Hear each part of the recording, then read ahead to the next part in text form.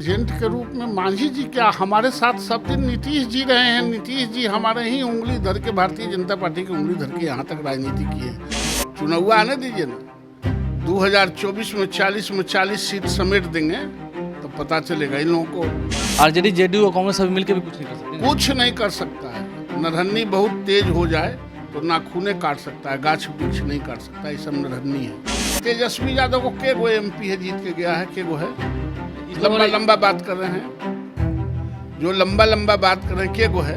राघोपुर में गए थे तो खदेड़ रहा था, हम देखे नहीं, नरेंद्र मोदी जिंदाबाद के नारा लग रहा था। नमस्कार, मेरा नाम आलोक है। आप लाइव स्ट्रीम देख रहे हैं। अगले साल लोकसभा के चुनाव होने हैं, लेकिन उससे पहले जो विपक्ष की एकजुटता है वो अब देखने को मिलेगी। राजधानी पटना में 23 जून को बड़ी बैठक होनी है। और क्या सच में अब बीजेपी की राहें मुश्किल होने वाली हैं? हमारे साथ नवल किशोर यादव मौजूद हैं। बीजेपी की राहें मुश्किल ये कौन कर रहा है? नीतीश जी। हम लोग साधारण रास्ता पर कब चलते हैं? देश को परिवर्तन करना, देश को रूपांतरण करना, देश को आगे बढ़ाना, देश दुनिया में देश के जो लीडर है उसको सलामती रखना और पूरे दुनिया उसके सामने नतमस्तक हो, यही काम तो भारतीय जनता पार्टी करती है। इसलिए हमेशा कोई आसान रास्ता तो परिवर्तन और रूपांतरण का कोई रास्ता आसान तो होता नहीं। नीतीश कुमार हैं, तेजस्वी यादव हैं, अब तो देखिए कांग्रेस पार्टी भी है, भले मांझी जी अलग हो गए। लगता है कि अब महागठबंधन वैसे ही है। क्या हो जाएगा? ये सब पहले नहीं थे? तेजस्वी यादव और कांग्रेस ये सब साथे नहीं थे पहले? इस बार खाली को नीतीश कुमार जी गए हैं, वोटलेस आदमी। लेकिन मांझी जी को तो आप लोगों ने एजेंट के रूप में इस्तेमाल करना शुरू कर दिया था ना। क्या है हमारा तो नीतीश कुमार ने कहा। नीतीश कुमार जी कहते होंगे एजेंट के रूप में। मांझी जी क्या, हमारे साथ सब दिन नीतीश जी रहे हैं। नीतीश जी हमारे ही उंगली धर के, भारतीय जनता पार्टी की उंगली धर के यहाँ तक राजनीति की है। अब उनको भी जीताना, मांझी जी कहते हैं कि ये एजेंट हैं, ये भाजपा को जिताने के लिए इस तरह की बैठक बुला रहे हैं, तो ये तो कोई बात नहीं ना हुआ। पहले अपने भी स्वस्थ हों, अपने मानसिक रूप से स्वस्थ हो जाएं। जब आप विश्वास किसी और पर रखोगे तो और लोग भी आप पर विश्वास रखेंगे। जब आपका विश्वास मर जाएगा तो आपको लगेगा कि कोई आदमी विश्वासी नहीं है। और नीतीश कुमार जी चूँकि घबराए रहते हैं तो पलटी मारने का उस्ताद हैं, तो पलटी मारते रहते हैं तो अपने ही से जोड़ के दूसरा को देखते हैं तो उनको लगता हुआ कि मांझी जी इन्फॉर्मर के काम कर रहे हैं, जबकि हम लोगों से कोई लेना देना नहीं है। नीतीश जी से भी कोई लेना देना नहीं है। आए तो आए, गए तो गए। कोई कहे नीतीश जी का इन्फॉर्मर होंगे, चाहे मांझी जी का इन्फॉर्मर होगा, हम लोगों के पार्टी में लोग नहीं हैं।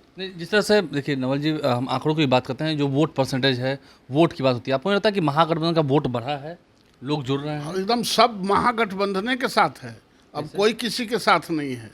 चुनाव आने दीजिए ना, 2024 में 40 सीट समेट देंगे तो पता चलेगा इन लोगों को।